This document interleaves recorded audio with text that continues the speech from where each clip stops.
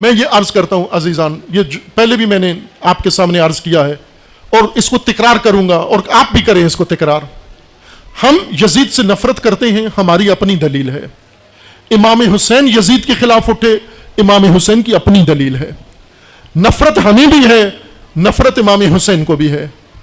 ہم بھی یزید پہ لعنت کرتے ہیں، امام حسین نے بھی یزید پہ لعنت کی، لیکن ہماری دلیل اور ہے، حسین ابن علی کی دلیل اور ہے۔ اسی وجہ سے ہمیں صرف ایک یزید، جس جرم کی وجہ سے ہم یزید کے مخالف ہیں، وہ فقط ایک یزید بنتا ہے، لیکن جس جرم کے نتیجے میں امام حسین یزید کے دشمن ہیں، ہر یزید مجرم بنتا ہے، ہر زمانے کا یزید مجرم بنتا ہے۔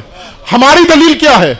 ہم اس لیے یزید کے مخالف ہیں کہ حسین ابن علی کو جس نے قتل کیا اور کروایا، جس نے اولاد آل رسول کو قتل کیا اور کروایا، ذرا یہ ایک یزید نے تاریخ میں کیا، باقی یزیدوں نے یہ کام نہیں کیا۔ چونکہ آل رسول شہید ہو گئے، پھر اس کے بعد باقی یزید آئے، اپنا اپنا جرم کرتے رہے، لیکن امام حسین کو شہید نہیں کر سکے، چونکہ امام حسین ایک دفعہ شہید کر دیے ایک یزید نے۔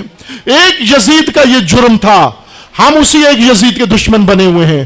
لیکن امام حسین نے کیوں یزید کی مزاحمت کی اور یزید کی مخالفت کی اور انکار بیعت کیا؟ اس لیے نہیں کیا کہ اس نے امام حسین کو قتل کیا تھا، اس لیے مخالفت کی کہ فاسق تھا، اس لیے مخالفت کی کہ فاسد تھا، اس لیے مخالفت کی کہ قاتل تھا، اس لیے مخالفت کی کہ شرابی تھا، اس لیے مخالفت کی کہ حدود خدا کو پائمال کرتا تھا۔ یہ حسین ابن علی کی دلیلیں ہیں۔ اگر عاشق حسین، عزادار حسین کی بھی یہی دلیلیں ہوتی تو آج ہر شرابی کا شیعہ دشمن ہوتا۔ آج شرابی تمہارے منبر پہ آ کر مجلس نہ پڑھ رہے ہوتے، آج شرابی بانی مجلس کے نہ بنے ہوتے، آج شرابی تمہارے سیاسی لیڈر نہ بنے ہوتے، اگر تمہاری دلیل وہی ہوتی جو امام حسین علیہ السلام کی دلیل ہے۔ میں یہ وعدے سے اور دعوے سے کہہ رہا ہوں، آپ ایک دفعہ آئیں، فقط وہی خالص حسینیت کو حسین ابن علی سے لیں اور لے کر اس کو جھنڈا بنائیں، اس کا علم بنائیں، اس کا شعار بنائیں اور سڑک پہ نکلیں۔ خدا شاہد ہے، سارا پاکستان آپ کے ساتھ کھڑا ہوگا، سارا پاکستان آپ کے ساتھ کھڑا ہوگا، کیونکہ یہ یزیدیت صرف شیعوں پر تو ظلم نہیں کر رہے، یہ یزید سب پر ظلم کر رہے ہیں۔ اسی یزیدیت کا آج شاخسانہ ہے کہ ملک میں سیلاب کیوں آیا۔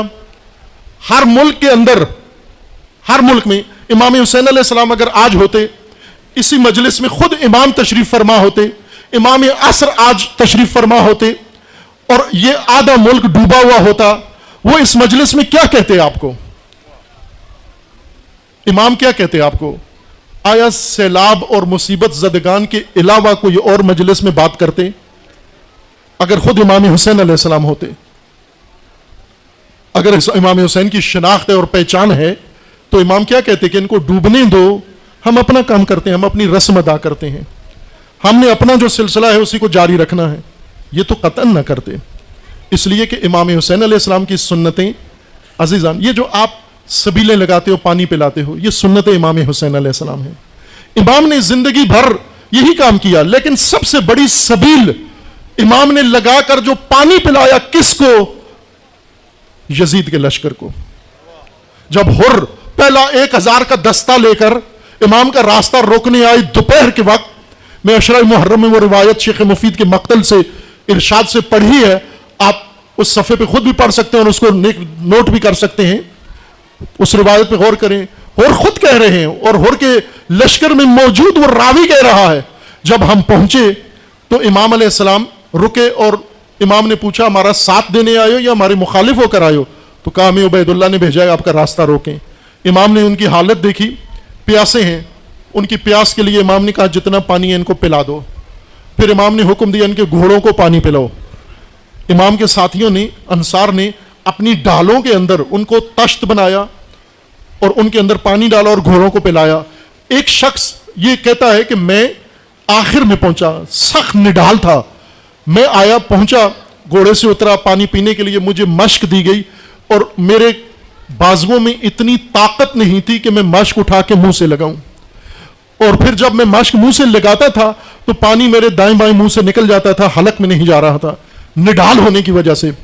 امام علیہ السلام خود گھوڑے سے اترے اور اتر کر کہا، مشق تھامی اور مجھے بتایا کہ اس طرح تو پانی پی، اور مجھے اپنے ہاتھوں سے پانی پلایا۔